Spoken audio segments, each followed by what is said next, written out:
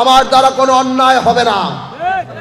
সবার জন্য কোনো ধরনের জমি দখল, চর দখল, সালিশ করে টাকা খাওয়া, এই করা, দখল, অত্যাচার, এগুলি নাজিউর রহমান মঞ্জু কোনোদিন করে নাই, ওনার পরিবারও কোনোদিন করবে না।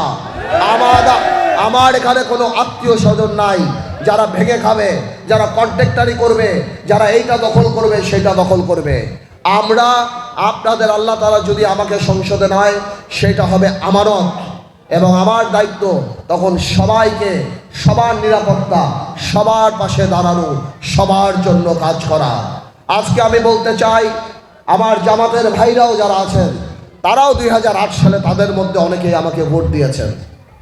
আজকে হয়তো রাজনৈতিক কারণে আপনারা বিরুদ্ধে, আপনারা বাইরে, আপনাদেরও বলতে চাই, সবাইকে বলতে চাই যে আপনারা সবাই মিলে নিজের বিবেকের কাছে জিজ্ঞেস করুন যে আগামী সংসদে ভোলাকে প্রতিনিধিত্ব করার মতো, পার্থ ভাইয়ের মতো কি অন্য কেউ আছে? যদি আপনারা মনে করেন হ্যাঁ অন্য কেউ আছে, আমাকে বলেন, আমি আমার ভোটটা পর্যন্ত তারে দিয়ে দেবো।